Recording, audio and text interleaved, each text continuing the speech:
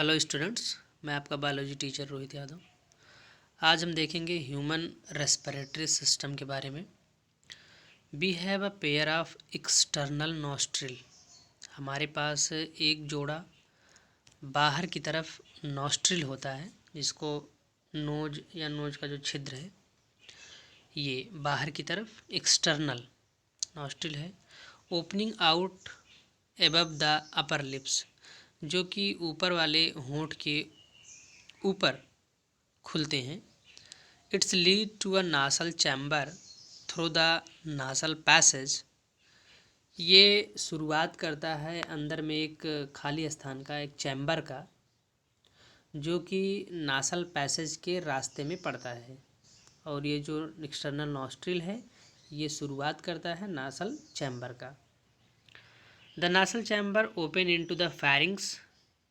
और जो nasal chamber है ये ओपन होता है फेरिंग्स में। फेरिंग्स आप जानते हैं ये एक कॉमन पैसेज होता है जहाँ पर फूड पाइप और एयर आके मिलते हैं, air pipe. A portion of which a common passage of food and air. ये फूड पैसेज और एयर पैसेज का कॉमन पार्ट होता है, इसको हम फेरिंग्स बोलते हैं। The pharynx open through the larynx region. जो फेरिंग्स है ये लैरिंग्स रीजन से होके खुलता है नासल पैसेज के पास। Into the trachea. The pharynx open through the larynx. जो फेरिंग्स है ये खुलता है लैरिंग्स से होके ट्रैकिया में। लैरिंग्स is a cartilaginous box which help in sound production. और जो लैरिंग्स है वो एक कार्टिलेजिनस बॉक्स है। कार्टिलेजिनस मतलब जैसे आपकी ईयर ईयर ईयर पिन्ना है, ये जो कान का बाहरी निकला हुआ पार्ट है, तो ये कार्टिलेजिनस का बना हुआ है, उसी का बना होता है। और वो एक बॉक्स है जिसमें से साउंड प्रोडक्शन में हेल्प मिलती है, उसको साउंड बॉक्स भी कहते हैं। ड्यूरिंग सॉलोइंग, जब आप कुछ चीज़ निगल रहे होते हैं, glottis can be covered by the thin elastic cartilaginous flap called epiglottis. तो जो ये साउंड बॉक्स है इसमें जो छिद्र है उसका नाम है ग्लॉटिस। और जब आप कुछ निगलते हैं तो इसको ढक लेता है एक फ्लैप जैसा स्ट्रक्चर है जिसका नाम है epiglottis, to prevent the entry of food into the larynx. और फूड जो है इस साउंड बॉक्स के अंदर ना जाए, इससे बच पाता है। Trachea is a straight tube extending up to mid thoracic cavity. Trachea जो है, जो आपका एयर पैसेज बना रहा है, इज द स्ट्रेट ट्यूब, ये एक सीधी ट्यूब होती है, extending up to mid thoracic cavity, जो बढ़ती जाती है आपके लगभग बीच वाले, जो थोरैसिस कैविटी है, जो चेस्ट वाला रीजन है, उसके अंदर का जो जगह है उसको कैविटी बोलेंगे। तो लगभग जो बीच में पहुँचती है, which divide at the level of fifth thoracic vertebra into the right and left pulmonary bronchi. और जो आपका वर्टिब्रल कॉलम है, जो गले में हड्डियां हैं ब्रेन से निकलती हैं और आपके पेल्विक्स रीजन कमर तक जाती है, तो ये बैकबोन जो पूरा बनाती है। तो इसमें जो अलग अलग एक एक छोटे छोटे पार्ट्स में बोन से डिवाइडेड हैं, उनके अलग अलग नाम हैं। तो जो नेक वाले रीजन में है इसका नाम सर्वाइकल होता है, उसके बाद शुरू हो जाती है वर्टिब्रा, शुरू हो जाती है। तो वर्टिब्रा जहाँ से शुरू होती है उसका जो पांचवा सेगमेंट है, जब वहाँ पे पहुँचता है तो ये जो ट्रैकिया है ये दो पार्ट्स में डिवाइड हो जाती है, लेफ़्ट एंड राइट में। तो इसको बोलते हैं left and right bronchi. Each bronchi undergo repeated division. अब देखो लंग्स जो है लास्ट में बहुत बार डिवाइड हो के एक छोटा छोटा गोल गोल स्ट्रक्चर बनाएगा जिसको एल्वोली बोलते हैं, जहाँ पर जाके गैसेस एक्सचेंज होगा। तो ये जो ब्रॉन्ची है बार बार डिवाइड होगी। Each bronchi undergo repeated division, बार बार डिवीजन होती है, to form a secondary tertiary bronchi and bronchioles. और लास्ट में जाके बहुत ज़्यादा पतला बना लेता है तो उसको ब्रॉन्चियोल्स बोलते हैं। Ending up in very thin terminal bronchioles, और जहाँ पर इसका बार बार जो बंट रहा है जाके ख़त्म होता है एकदम लास्ट में, जिसको ब्रॉन्चियोल्स बोलते हैं। बहुत पतला हो गया है वहाँ जाके। The trachea primary secondary tertiary bronchi initiate bronchioles are supported by incomplete cartilaginous ring. क्या बोल रहा है? कह रहा जो ट्रैकिया है, फिर वो प्राइमरी में डिवाइड होती है, फिर सेकेंडरी में डिवाइड होती है, टर्शियरी में डिवाइड होती है, ब्रॉन्चियोल्स तक जाती है। उन सब को जो पाइप है वो पाइप एक प्रकार से कह लीजिए कि कोलैप्स ना होने पाए, चिपकने ना पाए, इसके लिए उसके ऊपर रिंग होती हैं। और रिंग ऐसी होती हैं, वो कंप्लीट रिंग नहीं होती हैं कि चारों तरफ से ऐसा चुल्ला जैसे पहने हुई हैं। आधी आधी से थोड़ा ज़्यादा इनकम्प्लीट कार्टिलेजिनस रिंग होती हैं। समझ में आया? इनकम्प्लीट कार्टिलेजिनस रिंग, तो कार्टिलेजिनस की रिंग होती हैं ताकि वो चिपकने ना पाए, और इनकम्प्लीटली होती हैं, चारों तरफ से नहीं घेरे होती हैं। Each terminal bronchioles give rise to a number of very thin irregular walled and vascularized bag like structure called alveoli। ये जानिए, बहुत इंपॉर्टेंट है ये। लास्ट में जो ब्रंचियोल्स है जाके जहाँ पर टर्मिनेट होता है, ख़त्म होता है, वहाँ पर वो क्या देता है? Give rise a number of very thin, बहुत ही पतली वाल का, irregular walled and vascularized bag structure. तो जहाँ पर वाल्ड उसकी एकदम से हर जगह बराबर मोटाई में नहीं है, कम पतली ज़्यादा है, क्योंकि जहाँ से वो आके जुड़ता है ब्रॉन्चियोल्स उस तरफ जो है वो मोटा होता है, बैग लाइक स्ट्रक्चर बनता है। और एक और वैस्कुलराइज, वैस्कुलराइज का मतलब है जहाँ पर बहुत ज़्यादा आर्टरी और वेन्स की जो कैपिलरीज हैं वो आके जुड़ी हैं, मतलब ब्लड वैस्कुलर सिस्टम वहाँ पर बहुत ही ज़्यादा है, वो भी प्रेजेंट होता है, कॉल्ड एल्वोली। तो ये बैग जैसा, थैला जैसा, गुब्बारे जैसा जो स्ट्रक्चर है, इसको एल्वोली बोलते हैं। और ये क्वेश्चन अक्सर पूछा जाता है कि गैसियस एक्सचेंज लंग्स में कहाँ पे होता है, तो इसका आंसर यही होता है एल्वोली, क्योंकि गैसियस का जो एक्सचेंज होना है ये वैस्कुलराइज है ना, तो उसी वैस्कुलर्स में जो आर्टरी वेंस की कैपिलरीज हैं, पतली पतली नसें हैं, उसी में ब्लड आता रहता है, और अंदर से जो ल्यूमेन है, जो स्थान है खाली, वहाँ पर एयर जाता है और अपने आप डिफ्यूजन के थ्रू जो है एक्सचेंज हो जाता है। The branching network of bronchi, bronchioles and alveoli complete the lungs. जो ये ब्रांचिंग नेटवर्क है, जो बार बार शाखाओं में बढ़ता जा रहा था, ब्रॉन्ची, ब्रॉन्चियोल्स में, फिर एल्वोली में, ये पूरा जो है कंप्लीट लंग्स को बनाता है, जो कि नीचे फिगर दिया है, अभी हम लोग देखते हैं। वी हैव टू लंग्स, हमारे पास दो लंग्स होते हैं, ह्यूमन की बात कर रहे हैं, which are covered by a double layered pleura, और जो कि ढका होता है दो लेयर से, दो परत से, जिसको बोलते हैं प्लूरा, विथ प्लूरल फ्लूइड। अब दो परत है तो प्लूरा है, और दोनों के बीच में एक फ्लूइड है, एक लिक्विड है, जिसको प्लूरल फ्लूइड बोलते हैं।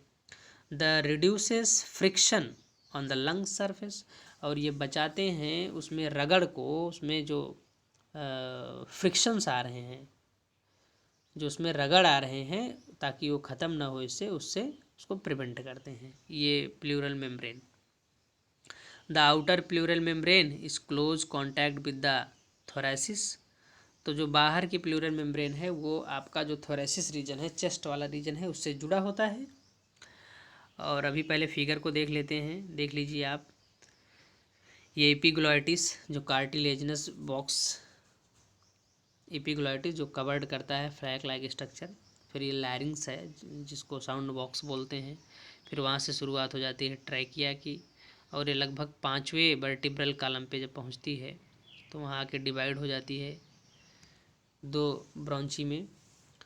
और फिर देखिए एक में तो मेम्ब्रेन दिखाया गया है प्लूरल वाला, और दूसरे में फिर डिवीज़न को दिखाया गया, प्राइमरी सेकेंडरी टर्शियरी डिवीज़न बार बार दिखाया गया है, और लास्ट में जाके थोड़ा सा बैग लाइक स्ट्रक्चर बनता है, उसी को एल्वोली बोलते हैं।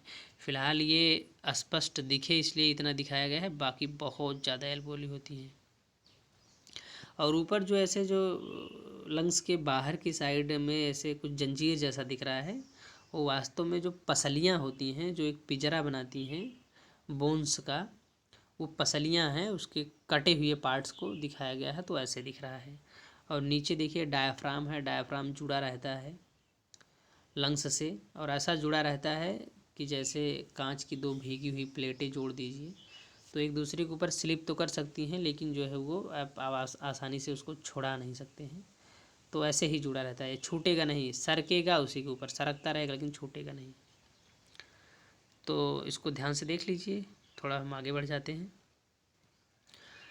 और बाहर की जो प्लूरल मेम्ब्रेन थी वो उसके थोरेसिस वाले रीजन से जुड़ी थी।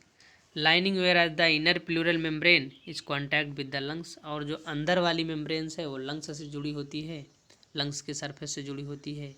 तो जो फ्रिक्शंस आएंगे वो बाहर और अंदर और प्लूरल मेम्ब्रेन से होकर रह जाएंगे, और वैसे कम भी हो जाएगा फ्रिक्शंस। और कभी चोट लगती है या कुछ लगता है तो वो उस मेम्ब्रेन में जो फ्लूइड है उसको सह ले जाएगा, डायरेक्ट असर लंग्स पर नहीं पड़ेगा। The part starting with the external nostril up to terminal bronchioles constitute the conducting part, whereas the alveoli and their ducts form a respiratory or exchange part of the respiratory system। कह रहा है कि जहाँ से शुरू होता है external nostril से लेके और जहाँ पर ख़त्म होता है, ख़त्म होने वाला पार्ट कौन है, एल्वोली, एंड देयर डक्ट्स, और इसके बीच के सारे रास्ते जहाँ जहाँ से respiratory exchange form the respiratory or exchange part, और ये पूरा जो पार्ट है, पूरा जो पैसेज है वो रेस्पिरेटरी मतलब श्वसन वाला, और exchange part or exchange part अथवा जहाँ पर एक्सचेंज हो रहा है एल्वोली, ये पूरा का पूरा रेस्पिरेटरी सिस्टम का हिस्सा है। समझ पाए? बाहर का नॉस्ट्रिल और अंदर में जहाँ पर टर्मिनेट हो रहा है एल्वोली, और उसके बीच के जो रास्ते में जो सब पड़ते हैं ये सब जो है रेस्पिरेटरी सिस्टम के हिस्से हैं। The conducting part transport the atmospheric air to the alveoli, और ये जो कंडक्टिंग पार्ट है, जो रास्ते बनाते हैं एल्वोली और एक्सटर्नल नॉस्ट्रिल के बीच वाले पार्ट जिसको कंडक्टिंग पार्ट बोलते हैं, इनका यही काम है कि उसको ट्रांसपोर्ट करके वहाँ तक पहुँचा दें। इसके साथ साथ क्या काम करते हैं, clears it from foreign particle, अगर इसमें कुछ फॉरेन पार्टिकल है, कोई डस्ट है, कोई बैक्टीरिया है तो उसको रोके। ह्यूमिडिफाई, अगर एयर आप लू में हैं, लू चल रहा है, मार्च का महीना है, खूब गर्म है, उसमें जो हवा है उसमें मॉइस्चर नहीं है, नमी नहीं है, पानी नहीं है, और अगर वो हवा ऐसे गरम गरम पहुंचा दिया जाए एल्वोली के पास तो वो जो है क्रैक हो जाएंगी, ख़राब हो जाएंगी। तो उसको ह्यूमिडिफाई करे, उसमें नमी मिलाए। And also brings the air to body temperature, अगर उसका टेम्परेचर ज़्यादा है तो उसको कम करे, और अगर टेम्परेचर कम है जैसे कि सर्दियों में कम होता है तो उसका टेम्परेचर ज़्यादा करे और ले जाके उसको बॉडी के टेम्परेचर के बराबर बनाए। Exchange part is the site of actual diffusion O2 and CO2 between blood and atmospheric air, और जहाँ पर एक्सचेंज होना है एल्वोली में, वहाँ पर ये एक्चुअल में O2 एंड CO2 के बीच डिफ्यूज़न के द्वारा ही होता है अपने आप। डिफ्यूज़न आप जानते हैं, a substance which is the higher concentration in a region go go in a site of lower concentration in a region और without expenditure of any energy, और ये अपने आप होता रहता है, इसी को डिफ्यूजन कहते हैं। आगे है the lungs are situated in the thoracic chamber which is anatomically an air tight chamber, जो लंग्स है आपके थोरेसिस चैम्बर में जहाँ पर है वो एकदम एयर टाइट चैम्बर है, कहीं से भी लूज नहीं है। तो चलिए देखते हैं कैसे टाइट है। The thoracic chamber is formed dorsally by the vertebral column. Dorsal portion उसको बोलते हैं, जैसे कोई एनिमल है, मान लेते हैं गाय, तो जो नीचे वाला पोर्शन है उसका पेट वाला रीजन वो वेंट्रल है, और जो ऊपर है पीठ वाला पोर्शन उसको डॉर्सल बोलते हैं। तो हमारा भी जो पीठ वाला पोर्शन है डॉर्सल है, नीचे की तरफ जिधर चेस्ट है, पेट है, इधर वेंट्रल है। तो जो डॉर्सल है लंग्स कहाँ जुड़ा है, वर्टिब्रल कॉलम, जो वर्टिब्रल कॉलम है, वर्टिब्रल कॉलम किसको बोलते हैं, जो रीढ़ की हड्डियाँ हैं छोटी छोटे टुकड़ों में, उनको वर्टिब्रल कॉलम बोलते हैं। तो उधर से जो है लंग्स जुड़ा हुआ है पीछे की तरफ, और वो छूट नहीं सकता। और आगे की तरफ वेंट्रली बाय द स्टर्नम, और वेंट्रली ये स्टर्नम से जुड़ा है।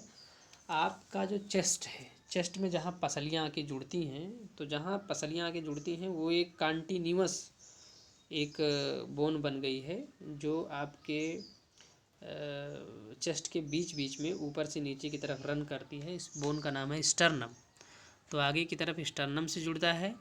लैटरली मतलब साइड की तरफ बाय द रिब्स, बगल बगल में पसलियों से जुड़ता है। And on the lower side, और नीचे की तरफ lower side by the dome shaped diaphragm, और नीचे की तरफ जो है एक डोम शेप्ड के डायफ्राम से जुड़ा होता है, जिसकी चर्चा अभी हम फिगर में कर रहे थे। The anatomically setup of lungs is a thorax in such that any change in the volume of the thoracic cavity will be reflected in the lungs cavity। और ये सेटअप इस तरह से है कि अगर इसके थोरेसिस कैविटी में कोई भी चेंज हुआ तो इसके लंग्स की कैविटी में चेंज जरूर होगा। इस सेटअप ही कुछ ऐसा है, thoracic cavity will be reflected. तो जो थोरेसिस कैविटी है अगर उसमें चेंज होती है तो उसके लंग्स कैविटी में भी चेंज होगी। Such an arrangement is essential for the breathing, और कुछ इसी तरह का अरेंजमेंट चाहिए होता है ब्रीदिंग के लिए। As we can not directly alter the pulmonary volume, और हमारे पास ऐसी कोई मसल्स, ऐसी कोई क्षमता नहीं है कि हम डायरेक्टली केवल लंग्स को ही मूव करा लें, उसको कॉन्ट्रैक्ट और रिलैक्स करा लें। तो हमारे पास ऐसा ही सेटअप ज़रूरी है कि उससे जो जुड़ी हुई चीज़ें हैं वो जो है मूव करें और लंग्स में अपने आप उसकी कैविटी में चेंजिंग होती रहे। तो है respiration involve the following steps, कुछ स्टेप्स हैं जो रेस्पायरेशन जो है रेस्पायरेशन में होते हैं। पहला है breathing or pulmonary ventilation by which atmospheric air drawn in and CO2 rich alveolar air release out. तो ब्रीदिंग जो होता है जिसमें हम सांस लेते हैं, ऑक्सीजन अंदर लेते हैं, CO2 बाहर छोड़ते हैं। पल्मोनरी वेंटिलेशन, जो पल्मोनरी है, लंग्स को पल्मोनरी शब्द से जोड़ कहते हैं, तो उसमें वेंटिलेशन बना रहे। वेंटिलेशन का मतलब है वायु का आवागमन, हवा आती जाती रहे। बाई विच, जिसके द्वारा atmospheric air is drawn in, जिसके द्वारा वेंटिलेशन के द्वारा बाहर वातावरण में उपस्थित हवा को अंदर लेके जाते हैं। And CO2 rich alveolar air, और जो एल्वुलर एयर है, जो एल्वुलर है उसके अंदर जो कैविटी है उसमें जो हवा भरी है उसको एल्वुलर एयर बोलते हैं।